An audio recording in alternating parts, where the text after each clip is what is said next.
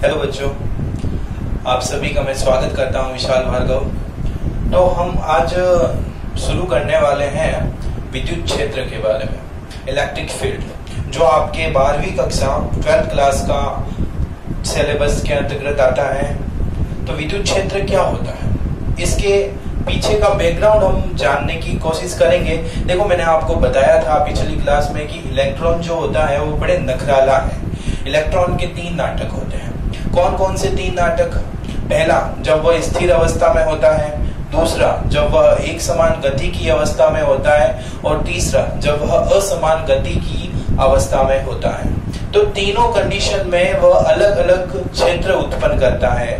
तो जब पहला केस है तो इलेक्ट्रॉन के 3 नाटक आप वापस लिख दीजिएगा। तो देखो, चैप्टर की हेडिंग है विद्युत क्षेत्र, इलेक्ट्रिक फील्ड। और चूंकि मैंने आपको बताया कि यह 12th क्लास का चैप्टर है, सो यहाँ पर ये कक्षा जो है वो ओनली 12th क्लास के आधार पर ही बनाई जा रही है। तो आइए हम चर्चा करते हैं इलेक्ट्रॉन के बारे में। तो इलेक्ट्रॉन जो होता है उसके 3 नाटक होते हैं। तो इलेक्ट्रॉन के 3 नाटक कौन कौन से हैं? पहला, जब वह स्थिर अवस्था में होता है, स्थिर अवस्था, स्टेबल कंडीशन में होता है। कौन स्टेबल कंडीशन में होगा? इलेक्ट्रॉन। तब वह क्या प्रोड्यूस करेगा? तब वह विद्युत क्षेत्र उत्पन्न करता है। विद्युत क्षेत्र, इलेक्ट्रिक फील्ड जनरेट करेगा। अगर वह एक समान रूप से गति की अवस्था में हो, एक समान रूप से गति कर रहा हो, यूनिफॉर्म मोशन में। कौन हो यूनिफॉर्म मोशन में? इलेक्ट्रॉन। तब उस केस में वह विद्युत क्षेत्र तथा चुंबकीय क्षेत्र दोनों उत्पन्न करता है। विद्युत क्षेत्र और चुंबकीय क्षेत्र, इसको इंग्लिश में बोलते हैं electric field and magnetic field produce करता है। तीसरी बात, जब इलेक्ट्रॉन असमान रूप से गति करता है, कौन सी गति है? असमान रूप से, मतलब नॉन यूनिफॉर्म मोशन। तब वह क्या प्रोड्यूस करता है? तो वह प्रोड्यूस करता है विद्युत क्षेत्र जरूर करेगा, और क्या करेगा? चुंबकीय क्षेत्र करेगा। तीसरी चीज जो है वो है विद्युत चुंबकीय तरंगें, electric field, magnetic field plus electromagnetic wave.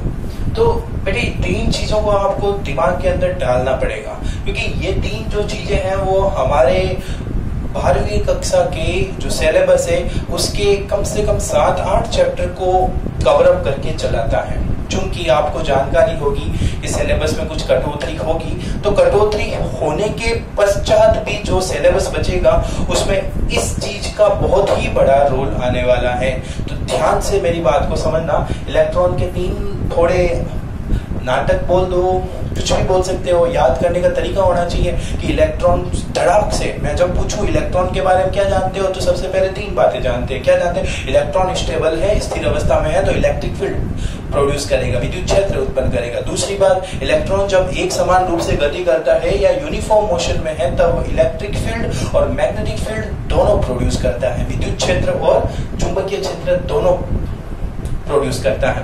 और तीसरा जो है, जब इलेक्ट्रॉन असमान गति करता है, नॉन यूनिफॉर्म मोशन में है, तो उस केस में विद्युत क्षेत्र, चुंबकीय क्षेत्र तथा इलेक्ट्रोमैग्नेटिक वेव भी उत्पन्न करेगा।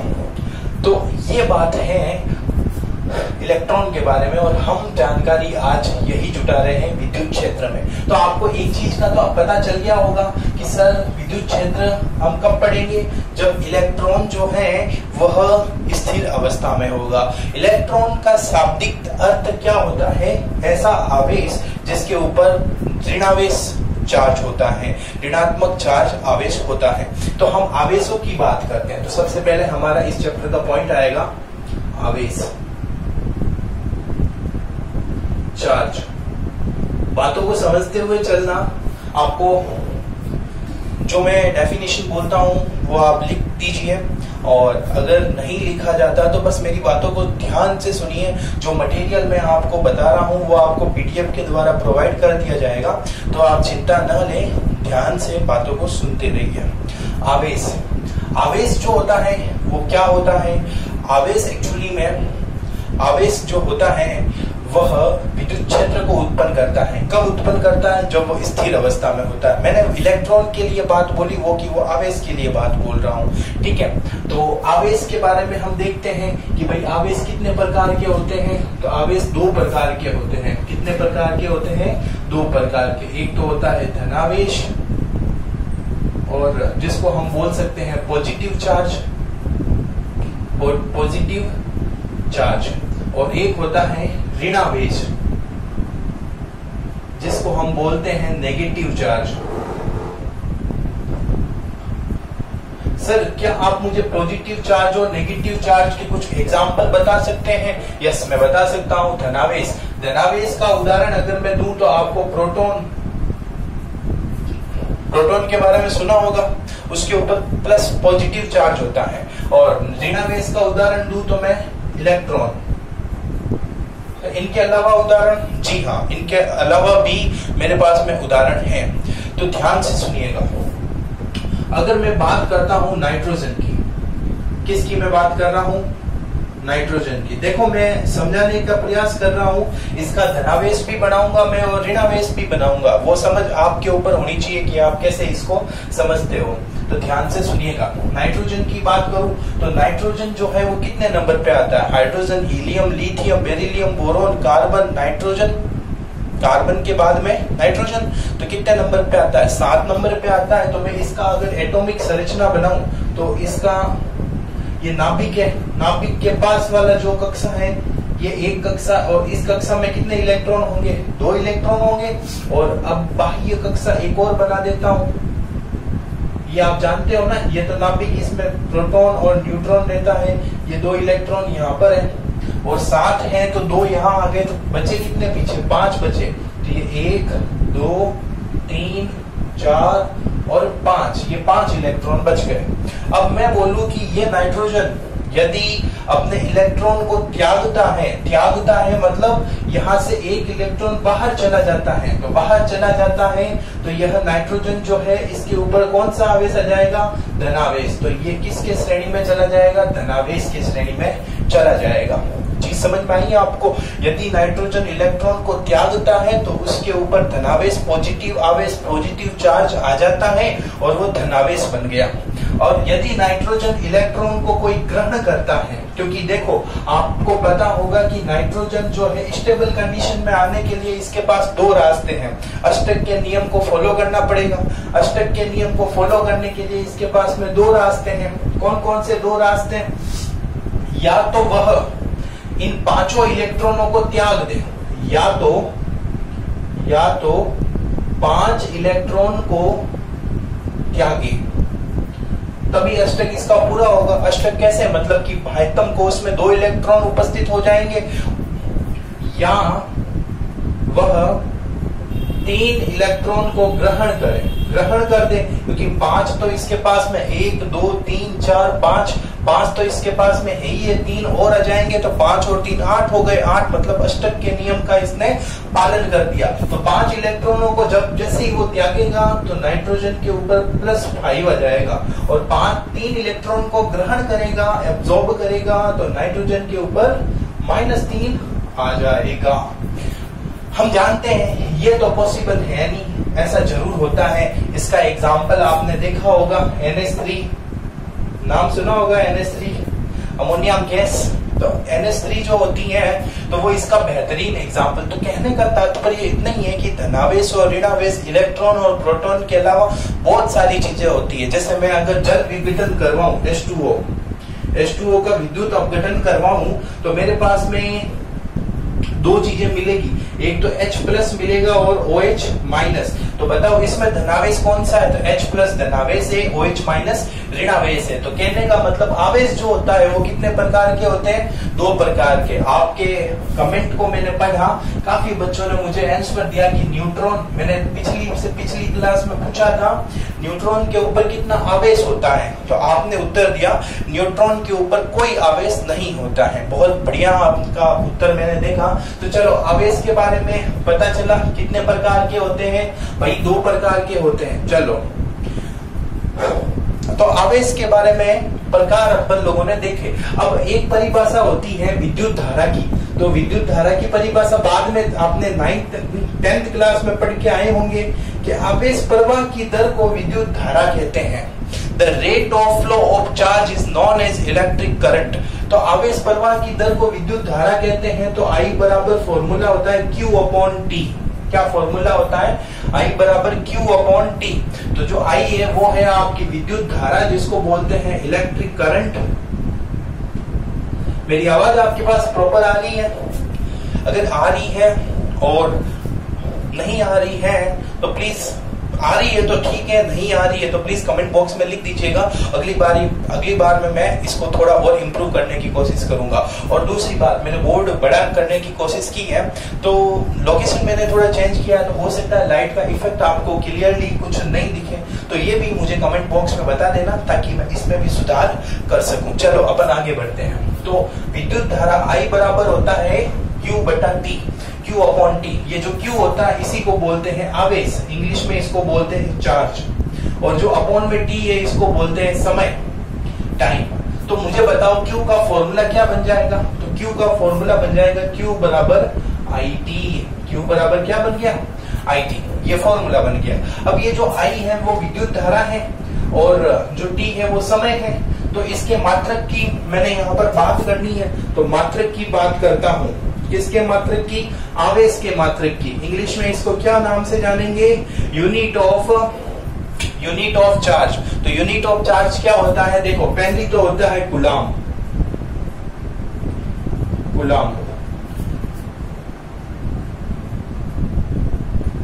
ये यूनिट होती है, मात्रक होता है कूलाम। या फिर और अन्य यूनिट क्या होती है? तो इस सूत्र से आपको पता चल सकता है। देखो, I मतलब विद्युत धारा। विद्युत धारा का मात्रक होता है एम्पियर। क्या होता है? एम्पियर। तो इसकी जगह तो मैंने लिख दिया एम्पियर इंटू T की जगह लिख दिया मैंने सेकेंड। तो एम्पियर इंटू सेकेंड। आपको जानकारी होगी कि एम्पियर और सेकेंड दोनों मूल मात्रक होते हैं। ऐसा ही कि मूल मात्रक आपने 11th कक्षा में पढ़ के आए हो, 7 मूल मात्रक होते हैं। अब मेरा आज का क्वेश्चन आपके समक्ष ये है कि मेरे प्यारे बच्चों, मुझे बताना आपको कि जो SI 7 मूल मात्रक होते हैं, फंडामेंटल यूनिट होती है, वो कौन कौन सी होती है। सातों के नाम आपको कमेंट बॉक्स में लिखना है। तो आज का आपका पहला क्वेश्चन क्या बना कि मूल मात्रक, 7 मूल मात्रक के नाम आपको कमेंट बॉक्स पे लिखने हैं। मात्रक नहीं चाहिए मुझे, राशियां चाहिए। मूल मात्रक की राशियां कौन कौन सी है? जैसे मैंने यहाँ पर 2 तो बता दी, विद्युत धारा और समय। तो आपको बाकी के बची हुई 5 है उसको लिखना है। चलो अपन आगे चलते हैं। तो इससे क्या फॉर्मूला बना? इससे बना एम्पियर इंटू सेकेंड। ये है गया आपका मात्रक। और ये दोनों मात्रक जो है ना, वो आपके दोनों मात्रक है वो SI मात्रक है। कौन से मात्रक है? SI मात्रक। अगर मैं CGS की बात करता हूँ, CGS पद्धति में, CGS मतलब सेंटीमीटर ग्राम सेकंड। तो सेंटीमीटर ग्राम सेकंड की पद्धति की बात करें तो इसमें जो मात्रक होता है वो होता है फ्रैंकलिन। कौन सा मात्रक होता है? फ्रैंकलिन। या फिर एक अन्य मात्रक होता है स्टेट कूलाम। क्या नाम दे दिया मैंने? State coulomb. ठीक है, या फिर इसको फ्रैंकलिन बोलेंगे। तो फ्रैंकलिन है, वो भी एक वैज्ञानिक का नाम है, उसके तहत मैंने इसका मात्रक दे दिया। और अन्य एक और मात्रक है जो बड़ा प्रचलित मात्रक है, जो है फेराडे। क्या है? फेराडे। देखो, फेरेड भी आएगा, फेरेड में कंफ्यूज मत होना। 2 चीजें मैं आपको बताने जा रहा हूं। इसका जो अन्य मात्रक होता है वो होता है फेराडे। फेरेड नहीं बोला, फेरेड होता है कैपेसिटर, कैपेसिटेंस, धारिता का मात्रक। लेकिन यहाँ पर मैं बात कर रहा हूँ आवेश का मात्रक, तो फेराडे। और एक फेराडे बराबर कितना होता है बच्चों? तो आपको ध्यान से सुनना है। एक फेराडे बराबर होता है 96500 कूलाम। क्या पूछा मैंने? क्या बोला मैंने? एक फेराडे बराबर 96500 कूलाम। देखो, बहुत ही सिंपल क्वेश्चन है।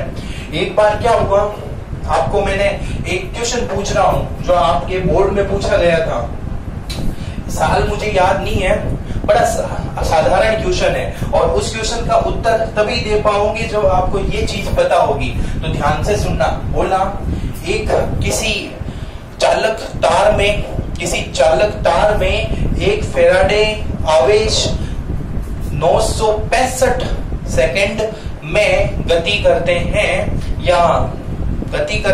मोशन करते हैं तो उसमें प्रवाहित विद्युत धारा का मान कितना होगा। मेरा क्वेश्चन सुनिएगा वापस ध्यान से। जब किसी चालक तार में एक फैराडे आवेश को गति करने में 965 सेकंड लगते हैं तो उसमें प्रवाहित विद्युत धारा का मान कितना होगा।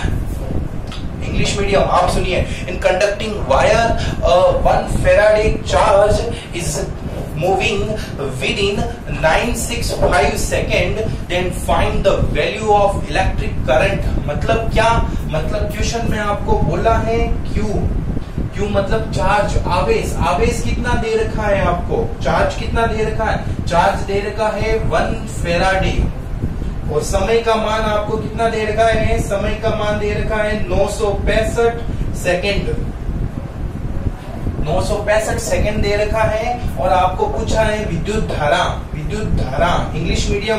ये है चार्ज, ये है टाइम, ये है इलेक्ट्रिक करंट। तो चार्ज का, इलेक्ट्रिक करंट का फॉर्मूला क्या होता है, आवेश बट्टा समय, चार्ज अपॉन टाइम, आवेश बट्टा समय, चार्ज अपॉन टाइम।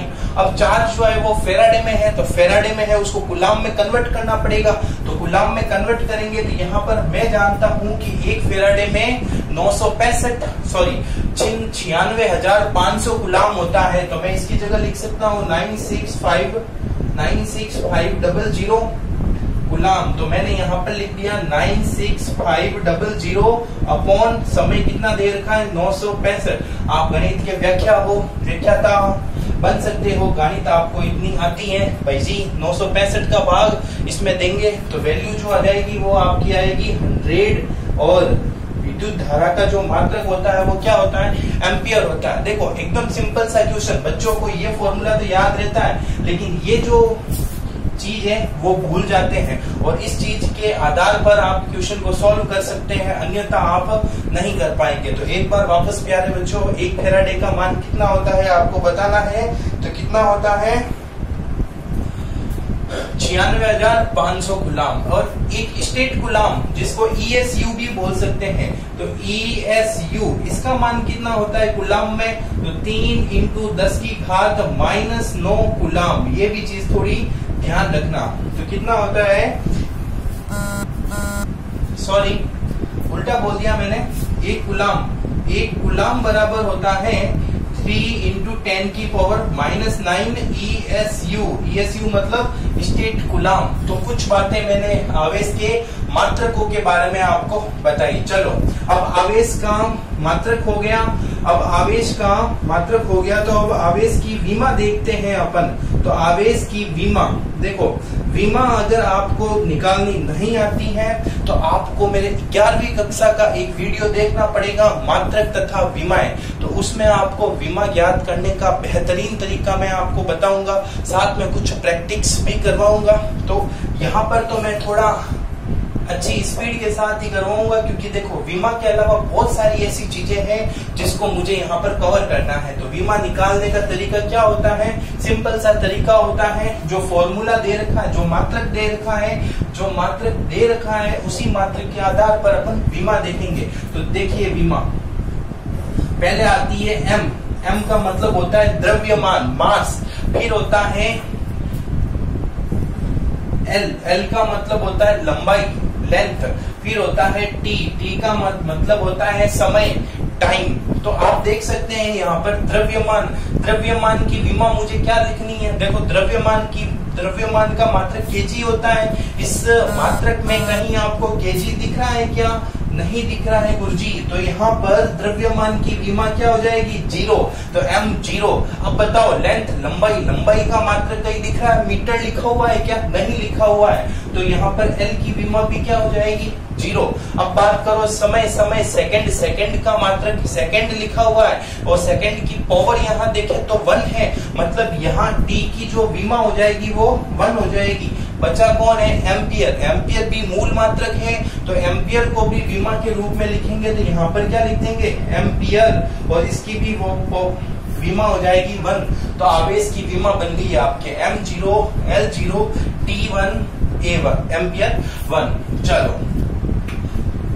स्क्रीनशॉट ले लीजिए, ठीक है। अब हम बात करते हैं आवेश की प्रॉपर्टी, गुणधर्म क्या होता है, आवेश की गुणधर्म, उसके बारे में चर्चा करेंगे। तो हमने आज आवेश के प्रकार देखे, फिर आवेश के लिए सूत्र देखा, विद्युत धारा I बराबर होता है Q/T। फिर हमने मात्रक देखा, मात्रक के बाद में अन्य मात्रक फेराडे को देखा, ESU को देखा, और एक न्यूमेरिकल क्वेश्चन भी किया। चलो विमा को भी देखी क्या होती है। देखो डायरेक्ट कंपटीशन में भी क्वेश्चन पूछता है आवेश की विमा क्या होती है, तो क्या होती है, M0 L0 T1 एम्पियर या A1। ओके चलो अपन बात करते हैं अब आवेश के गुणधर्म की। तो आवेश का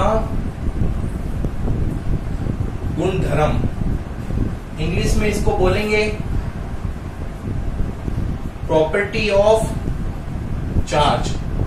क्या होती है भैया आवेश की गुणधर्म, तो अपन बात करते हैं 1 by 1 4 प्रकार के गुणधर्म को देखेंगे अपन। कितने प्रकार के, 4 प्रकार के। तो पहला गुणधर्म योज्यता का गुण, योज्यता का गुण, प्रॉपर्टी ऑफ एडिशन।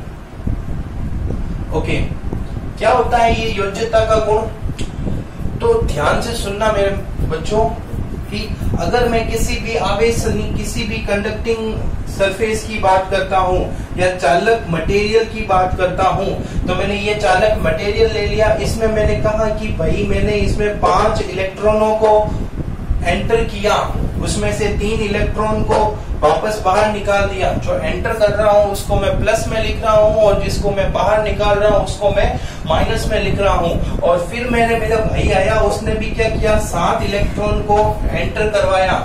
मेरी दूसरा भाई आया, उसने क्या किया कि 4 इलेक्ट्रॉन को बाहर निकाल दिया। अब फाइनली मैंने पूछा कि भाई अब बताओ प्रेजेंट टाइम में इसमें कितने इलेक्ट्रॉन मौजूद हैं। तो यहाँ पर सीधे गणित लगाएंगे अपन और देखेंगे कि भाई कितने एंटर किए थे, तो +5 और +7, मतलब कि +5 +7 और माइनस में 3 कर दिया और माइनस के 4। इसको आपने सॉल्व किया तो वैल्यू आ गई 5 इलेक्ट्रॉन, वो भी प्लस के। तो कहने का मतलब इसके पास में प्लस के 5 इलेक्ट्रॉन मौजूद है, उपस्थित है। तो मैंने यहाँ पर सामान्य गणित का ही फॉर्मूला लगाया, कोई स्पेशल गणित लगाई नहीं है। तो यहाँ पर अपन कह सकते हैं, क्या कह सकते हैं कि आवेश जो होता है वो सामान्य योज्यता के नियम का पालन करता है। Hello hello hello hello hello okay, मेरी आवाज थोड़ी गूंज रही थी, आवाज को थोड़ा इशू है। हेलो हेलो ओके, मेरी आवाज आ रही है आपके पास। चलिए अपन बात करते हैं, हमने बात की योज्यता के गुण की, प्रॉपर्टी ऑफ एडिशन।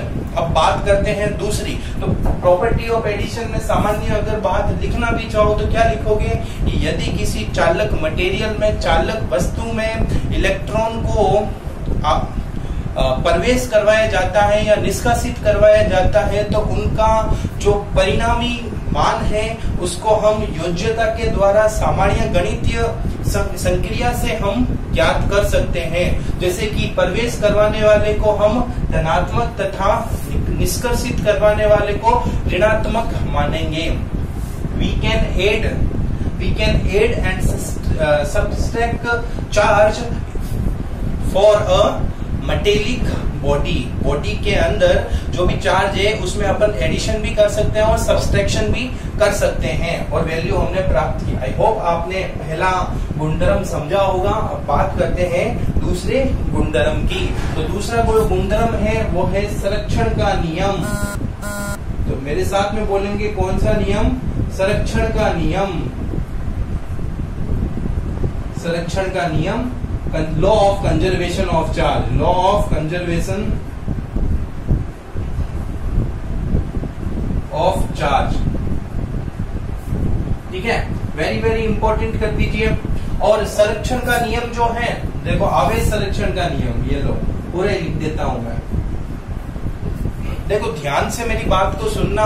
एक लाइन जो मैं अभी 2 लाइनें बोलने वाला हूं, वो दोनों लाइनें आपको सभी संरक्षण के नियम में लागू करनी है। जैसे सामान्यतः हम बोलते हैं आवेश संरक्षण का नियम, तो इसका मतलब क्या हुआ? इसका मतलब यही हुआ कि आवेश को हम ना ही उत्पन्न कर सकते हैं, ना ही हम नष्ट कर सकते हैं, बस एक रूप से दूसरे रूप में रूपांतरित कर सकते हैं। अगर आपने ऐसा बोला तो आप गलत हो। गलत क्यों हो? क्योंकि ये आवेश संरक्षण का नियम नहीं है, ये ऊर्जा संरक्षण का नियम है। आपने 10वीं कक्षा में पढ़ के आए होंगे। ऊर्जा संरक्षण का नियम क्या होता है कि ऊर्जा को न ही उत्पन्न कर सकते हैं, ना ही नष्ट कर सकते हैं, एक रूप से दूसरे रूप में रूपांतरित कर सकते हैं। वो ऊर्जा के लिए था, आवेश के लिए नहीं होगा। तो आवेश के लिए क्या होगा? आवेश के लिए इतना ही होगा कि कोई भी सामान्य अभिक्रिया ले लिया मैंने। अभिक्रिया मतलब ए अभिक्रिया है, उससे बी बना और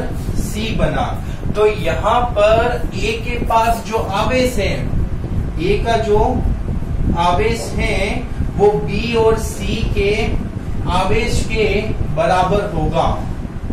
मतलब इसके मान में कोई परिवर्तन नहीं आएगा। सिंपल तरीके से मैं बोलूं तो कोई भी रासायनिक अभिक्रिया हो तो या भौतिक अभिक्रिया हो जिसमें आवेश का मान सदैव संरक्षित रहता है, मतलब अभिक्रिया के प्रारंभ में कुल आवेश तथा अभिक्रिया के बाद में कुल आवेश सदैव क्या होंगे? बराबर होंगे। कभी भी आवेशों के मान में कोई परिवर्तन नहीं होता है। मतलब आप देख सकते हैं, आपने रसायन विज्ञान में अभिक्रिया को संतुलित करना देखा होगा, और उसमें इलेक्ट्रॉन की जो वैल्यू होती है उसको आप कम ज्यादा नहीं कर सकते, उसकी वैल्यू को वेरी नहीं होती है, बराबर करते हैं फाइनली, तभी वो संतुलित अवस्था में इक्विलिब्रियम कंडीशन में फाइंड आउट कर सकते हैं आप। सॉरी, फाइंड आउट नहीं, मैं बोल सकता हूँ स्थापित कर सकते हैं। तो आप जान सकते हैं कि संरक्षण का नियम क्या होगा कि कोई भी अभिक्रिया के दौरान आवेश का मान ना ही घटेगा ना ही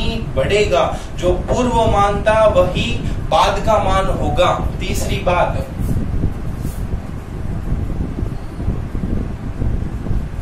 बात जो है वो है आपकी आवेशों का क्वांटीकरण, क्वांटाइजेशन ऑफ चार्ज। अगर मैं अभी तक की बात करूं तो अभी तक की बात में सबसे वेरी वेरी इंपॉर्टेंट जो है गुणधर्म वो ये है आवेशों का क्वांटीकरण। अब काफी बच्चों के मन में ये समस्या उत्पन्न हो गई कि गुरुजी ये क्वांटीकरण होता क्या है, ये क्वांटाइजेशन जो है वो क्या चीज है। तो क्वांटाइजेशन जो है क्वांटीकरण है, इसको मैं आपको सरल शब्दों में समझाने का प्रयास करता हूँ। तो ध्यान से सुनिएगा। अगर आप मार्केट में जाते हैं तो मार्केट में जाते हैं और आपको यदि कुछ खरीदना है, और खरीदने की बात करूं तो मैं आपको बोलूं कि आप मार्केट में जाओ और पेन खरीद के लाओ। क्या लेके आओ? पेन खरीद के लाओ। तो आप पेन खरीदने मार्केट में जाएंगे तो दुकानदार पूछेगा आपको भाई कितने पेन चाहिए, तो आप बोलेंगे सर मुझे तो है ना 1.5 पेन चाहिए। तो आप बोल सकते हो 1.5 पेन का?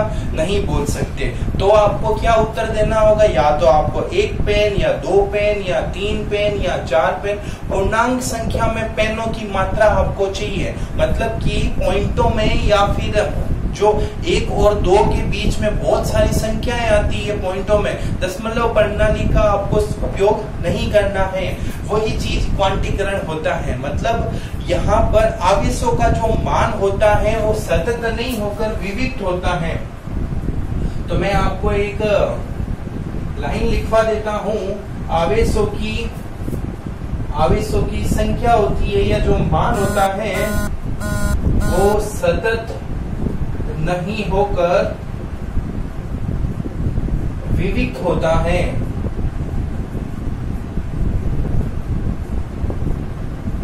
सतत का मतलब होता है कॉन्टिन्यूस, कॉन्टिन्यूस नहीं होता है तो क्या होता है वो डिस्ट्रिक्ट होता है। डिस्ट्रिक्ट का मतलब चार्ज आवेशों के बारे में ही कुछ ऐसा है, क्या है कि आवेशों में भी अगर आप देखेंगे तो 1.5 कूलम या 2.5 कूलम ये चीजें नहीं होती हैं। या तो 1 कूलम होगा या 2 कूलम होगा या 4 कूलम होगा या 1000 कूलम होगा या लाख कूलम होगा या करोड़ कूलम होगा या अरब होगा, लेकिन कभी भी 5.6 कूलम या फिर 7/3 कूलम ऐसे कभी नहीं होता है। तो आपको ये चीज को ध्यान रखना है। तो आवेशों का यही क्वांटीकरण होता है। तो सरल शब्दों में गणितीय रूप में मैं अगर इसको बताना चाहूं तो Q बराबर सूत्र होता है plus minus n electron. n जो होता है उस n की value 0, 1, 2, 3 dash dash dash infinity पूर्णांक इंटीग्रल होती है, पूर्णांक होती है, पॉइंटों में नहीं होगी। ई जो होता है वो क्या होता है, यही भाई जी ई जो है वो है मेन विलन है अपने इस चैप्टर का। ई होता है इलेक्ट्रॉन, और इलेक्ट्रॉन का जो आवेश होता है वो 1.6 इंटू 10⁻⁹ कूलम होती है। दिमाग के अंदर बात को स्थापित कर दो। 1.6 इंटू 10⁻⁹ प्लस 19 है, माइनस 19 नहीं है। तो थोड़ा ध्यान रखना। तो इलेक्ट्रॉन के बारे में आपको आज जानकारी प्राप्त हो गई। और जो अब लास्ट वाला है वो है निश्चलता। मतलब देखो योज्यता का गुण, संरक्षण का नियम, क्वांटीकरण के बारे में आपने ये देखा।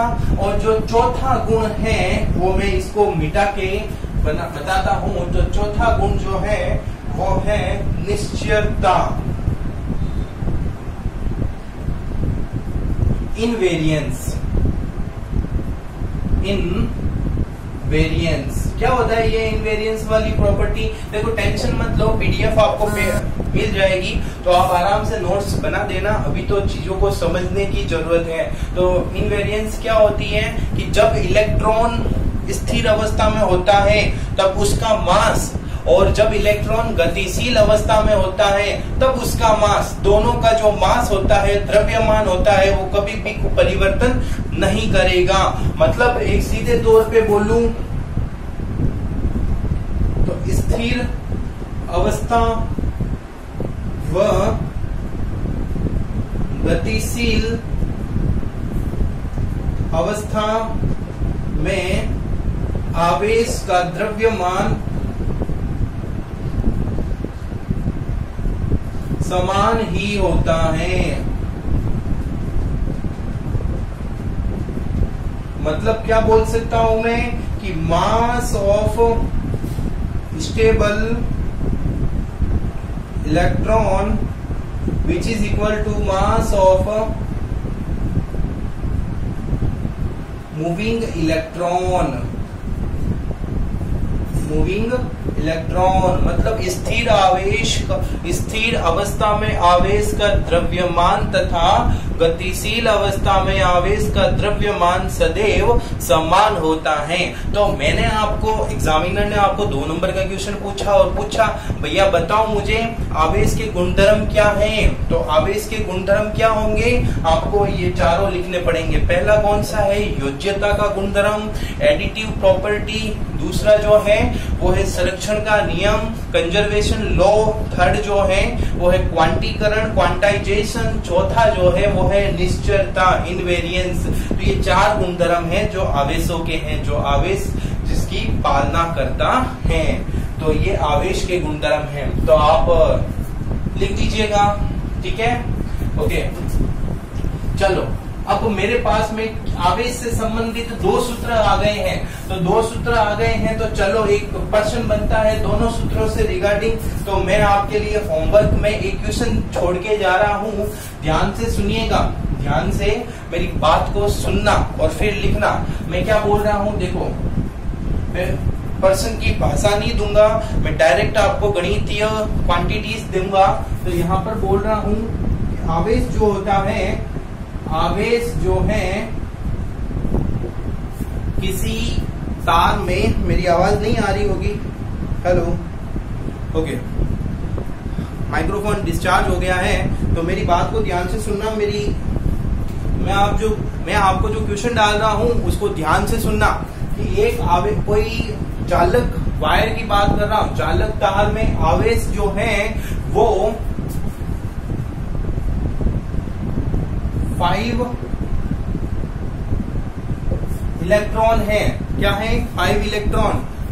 और 5 इलेक्ट्रॉन जो है उसको 5 इलेक्ट्रॉन को चालक तार के एक सिरे से दूसरे सिरे तक पहुंचने में 5 सेकंड लगते हैं। कितने सेकंड लगते हैं?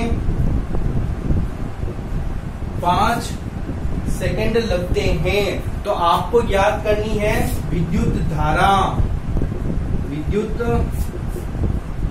धारा, इलेक्ट्रिक करंट याद करना है। आई बराबर होता है, सॉरी आई याद करना है। देखो सूत्र तो मैंने ही बता दिया आपको। आई होप मुझे कल आप इसका आंसर देंगे। और इस क्वेश्चन को 90% बच्चे जो हैं वो गलत करके आएंगे। तो चैलेंज आपके लिए। मिलते हैं कल। नमस्कार।